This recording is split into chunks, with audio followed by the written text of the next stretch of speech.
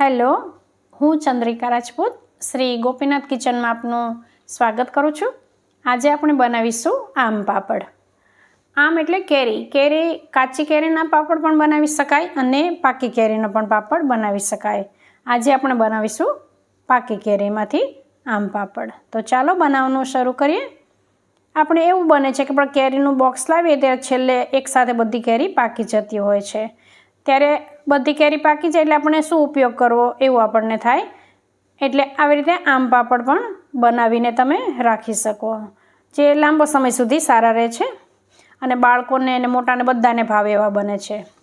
અહીંયા મેં આમ પાપડ બનાવવા માટે 2 કેરી લીધી છે। એને ધોઈ અને એની હું છાલ કાઢી લઈશ। હવે આના આપણે આવી રીતે નાના નાના પીસ કરી લેવાના છે। આનો આપણે પલ્પ બનાવવાનો છે, એટલે આવી રીતે આપણે નાના નાના પીસ કરી લઈશું। હવે અહીંયા આપણે બંને કેરીના આવી રીતે પીસ કરી લીધા છે। હવે આમાં હું બ્લેન્ડર ફેરવી અને આનો પલ્પ તૈયાર કરી લઈશ। તો અહીંયા આપણો પલ્પ તૈયાર થઈ ગયો છે।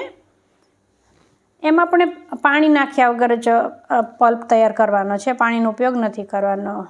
હવે આ પલ્પને આપણે જે આપણે જ્યુસ ગાળવાની ગાળણી આવે ને એનાથી આપણે ગાળી લઈશું, જેથી કરીને રેસા જે હોય ને આવે જો છેલ્લે આવા રેસા નીકળશે, એટલે આવા રેસા નીકળી જાય।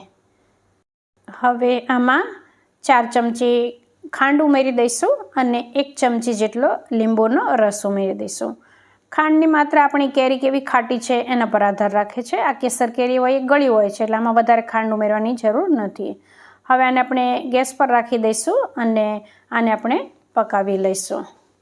તો આ ઓછી ક્વોન્ટિટીમાં છે, એટલે 5 થી 7 મિનિટમાં જ સરસ મજાનું આવી રીતે ઘટ્ટ તૈયાર થઈ જશે। અને જો આવું થાય ને ત્યાં સુધી આને આપણે થવા દેવાનું। હવે આપણે એક થાળીમાં તેલ લગાવીને રાખી દેવાની પહેલેથી જ, પછી આ થઈ જાય એટલે એમાં આપણે આ લઈ લઈશું અને પછી આને આપણે સારી રીતે આખી થાળીમાં ફેલાવી દઈશું। હવે જો આવી રીતે આપણે થાળીમાં ફેલાવી દઈએ ને પછી આને આપણે તડકામાં અથવા તો જ્યાં હવા આવતી હોય ને એવી જગ્યાએ રાખી દેવાનું। એક જ દિવસમાં આ પાપડ સુકાઈ જશે। હવે આને આપણે ચપ્પુ લઈ અને ફરતી કિનારીથી આપણે ઊંચો કરી લઈશું, એટલે સારી રીતે પાપડ નીકળી જાય। અહીંયા આ વધારે થીક નથી, એટલે એક જ દિવસમાં સુકાઈ ગયું। તમે 4 કેરીનો બનાવો તો એ વધારે થીક થાય, એને સુકાતા 2 દિવસ લાગે। હવે જો હવે સરળતાથી પાપડ નીકળી જશે। હવે તમે જોઈ શકો છો કે એકદમ ટ્રાન્સપરન્ટ આ પાપડ તૈયાર થઈ જાય છે। હાથ આપણે આવી રીતે રાખશું ને તો હાથ દેખાશે, આપણી હથેળી દેખાશે। જુઓ,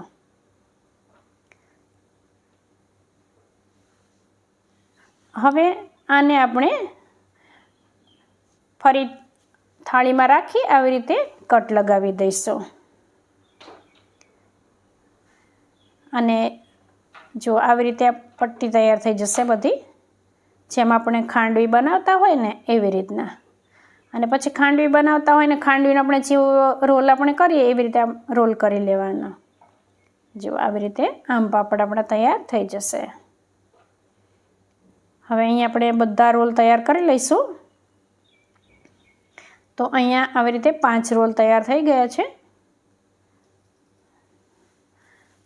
જો એકદમ સરસ મજાના આમ પાપડ આવી રીતે બહુ સરળતાથી બની જાય છે। હવે એક બીજી રીત બતાવું તમને।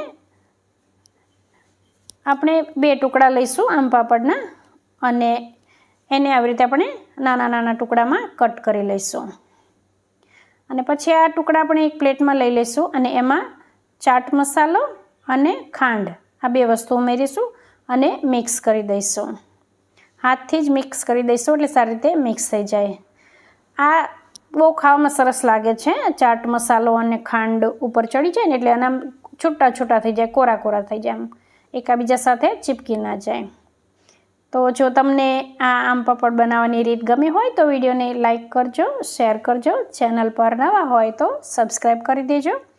અત્યારે દરેકના ઘરમાં કેરી હશે. પાકી કેરી આવી રીતે એકસાથે બધી પાકી જાય ને ત્યારે આવી રીતે આમ પાપડ બનાવીને રાખી દેજો. આ લાંબા સમય સુધી સારા રહે છે.